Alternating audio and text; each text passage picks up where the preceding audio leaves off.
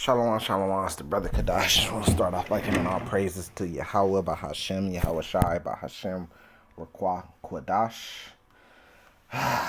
Man, let's just get straight into it. Yep, we still have to deal with this shit to this day, man. This is just complete blasphemy, man. But I guess the Australian Catholic page, right? And according to them, it says, breaking after 15 years of studying the Holy Shroud of Turin, a realistic, listen to that, man, a realistic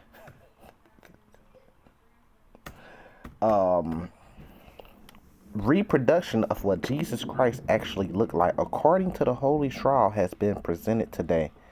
From today into December, you will be able to visit the exposition of the Salamanca Cathedral, right? And they have these images, which I ain't going to really go into the images, but you see the point, right? And this is just completely crazy. So by this time, we already know the precepts off the top of my head. So let me see if I could go find some of them. But I mean, clearly, the light skin is referred to as leprous. It was a sign that was put on Cain, and then it was a sign that was put on Esau, if you understand that through the spirit, right?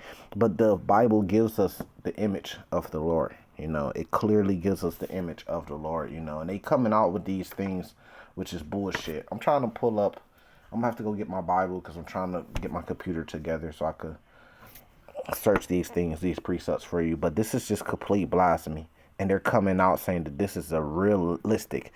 And then, of course, it looks just like them. So this is how you know who's in power and who's in rulership, right? Because they're painting the image of God to be like themselves. And there's so many precepts that go along with it. If I could get my goddamn computer to work. So bear with me.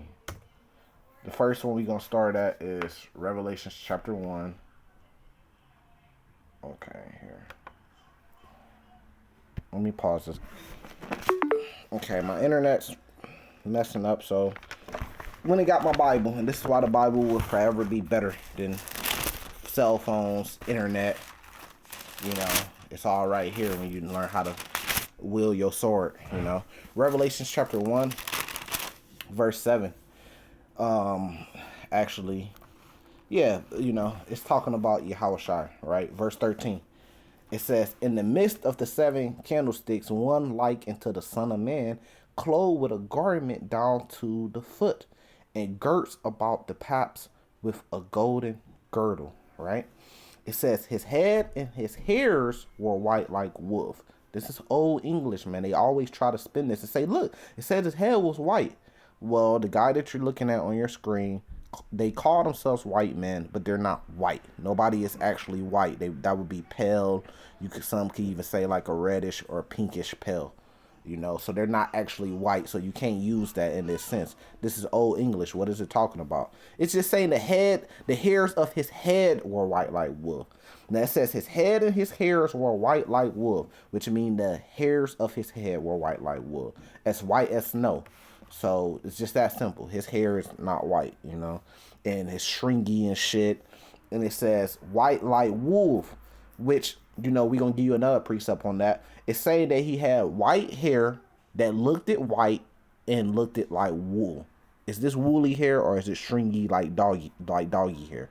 Come on, man. Woolly hair would be like the hair that's on my head, or what you would call so-called Negro hair. Right, it says, in his eyes were as a flame of fire. If this guy opened his eyes, if they open this is just like a reproduction, but if they open the eyes of it, it's going to be probably blue eyes, right?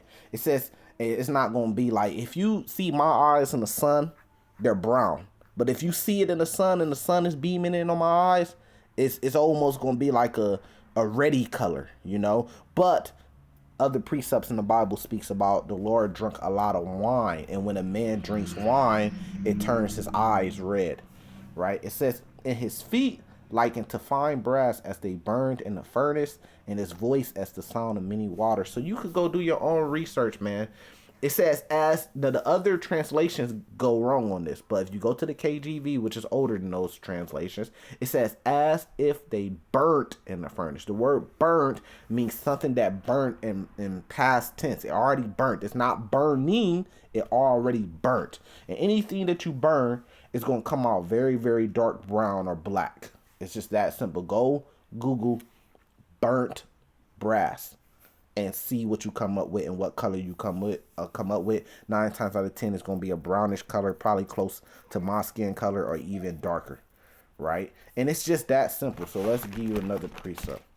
Let's go to Daniel. We know Yahushai is the splitting image of the Father, Yahweh. So we don't have to go there. Like I said, we done dealt with this many and many times, man. And this is still coming up, but I'm going to tell you why it's coming up too, you know. This is Daniel 7. I believe it's, what's that, verse 9? Daniel 7, verse 9. And I beheld till the thrones were cast down. The Ancient of Days did sit, whose garment was white as snow, and hair of his head like pure wool. So when you go to Revelations, when they say, it's not saying that his hair is like woolly type of hair, because they know they don't have that shit. So you see the bullshit? It's just saying that it was white like how wool is white. But then you get a precept, which is Daniel chapter 7, verse 9. Now it's saying his hair was white. No, it's saying his hair was, and hair of his head like pure wool. So is this guy hair on his head like pure wool? Is it like the material of wool? No, man. Go look at like a sheep or something like that. Right? It says, and the hairs of his head like pure wool, and his throne was like a fiery flame, and the wheels as burning fire. Now, follow me. Go to Daniel 10. Start at verse 5. Then I lifted up my eyes. So when you lift up your eyes, and not your eyes, you're seeing something, right? So you're seeing an image. That's what your eyes are used for, right? And looked. So you're looking at something, right? And so you're getting an appearance. And behold, a certain man clothed in linen. So he's seen him clothed in linen, whose loins were girdled with fine gold of Uphaz, right? It says his body also was like the beryl, and his face as the appearance of lightning. Now, this don't mean like literally lightning, but frightening, right? It says, in his eyes as lamps of fire. We just spoke about that in Revelations 1 with the wine, with the red eyes, right? It says, in his arms and his feet, his arms and his feet like in color to polished brass. So now polished brass, they got a different look for it today. But look up ancient polished brass, and you're going to get something close to burnt brass, which is a dark brown color. But this guy's skin don't look nothing like polished brass, man. It says, in polished brass, what they got today, polished brass looking like gold. And that's, gold is the color gold. You know what I mean? So there's a difference. And the voice of his words like the voice of a multitude. So, I mean, it's just that simple. You know what I mean? But we know why they're doing this. First, you have to be warned, right? Let me see if I could find it. I don't know what's going on with my book. Okay. Matthew 24. This is what they're about to get ready and start doing. Matthew 24, right? Verse 25. Verse 24. For there will arise false Christs. This is one right here.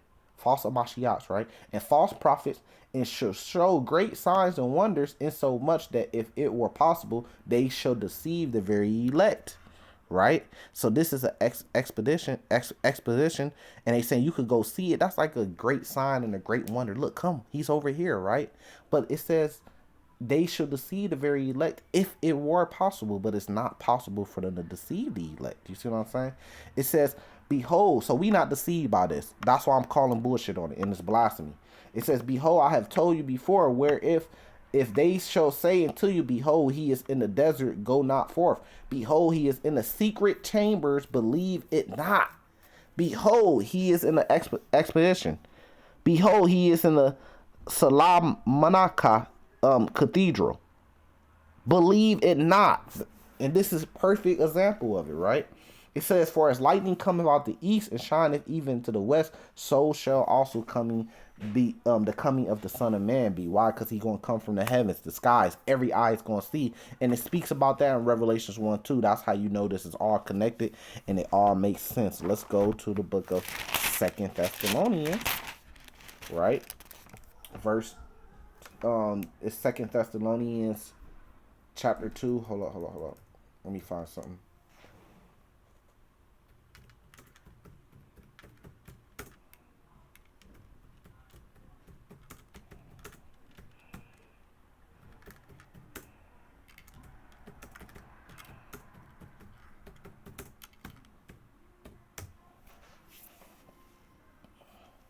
Yep, right here.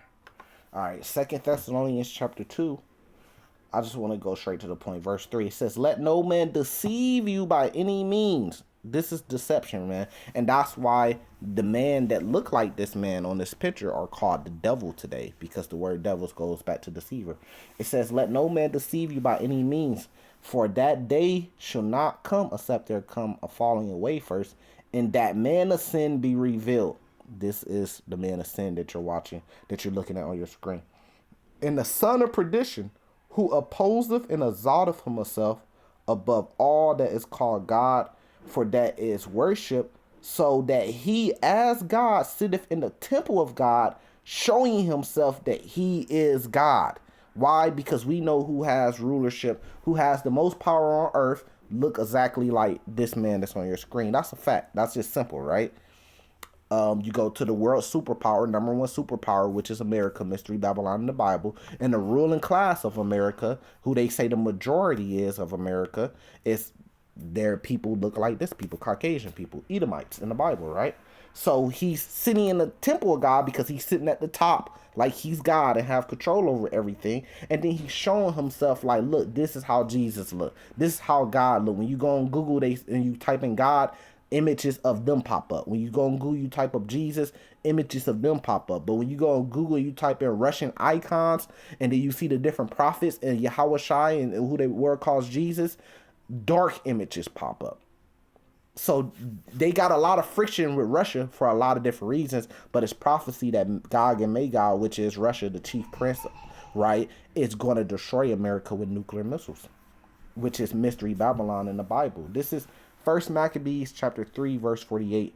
It says, and laid open the book of law, wherein the heathen, this what's on your screen is an image of a heathen, a Edomite, has sought to paint the likeness of their images. So what did they do? Iconoclasm, right? The Renaissance era. They went and they found all the pictures of most of the pictures, a lot of the pictures of the saints, the prophets, Yahweh Shai or Lord, and they repainted the images in their likeness.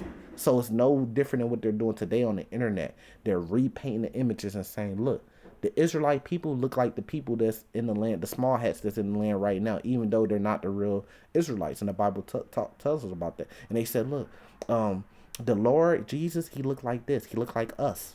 The Egyptians, they look like this. They look like us. It says the prophets, they look like God. He looks like this. He look like us. But the Egyptians come from Ham. And if you go to the Bible dictionary, it says Ham is the progenitor of the dark races, but not the Negroes. Why? Because the Negroes are Israelites from the tribe of Judah mostly. Even though we're two dark-skinned nations, the Lord said that he would separate his people from the Ethiopians, roughly paraphrasing. The Ethiopians come from Ham too. They're a dark-skinned race. So the Israelites will also be a dark-skinned race because Moses was able to pass as Pharaoh's grandson.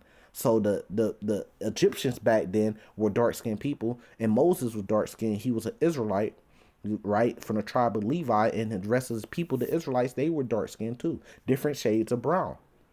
So that's how clearly you break it down. So if Ham was a dark-skinned man, then of course his brother Shem would have been a dark-skinned man, and his brother Japhet would have been a dark-skinned man too. Why? Because they had the same mother, which was Noah and his wife, which means that Noah would have been dark-skinned, which goes all the way back to Adam, which we know the first man on earth were a dark-skinned man, which is clearly, you don't see a man coming with the pale red skin into the curse that was put on Cain and then Esau, the Edomites. You know, so it's just that simple. You know, this is complete blasphemy, but you know, we'll leave it there and say salvation to the elect. Shalom.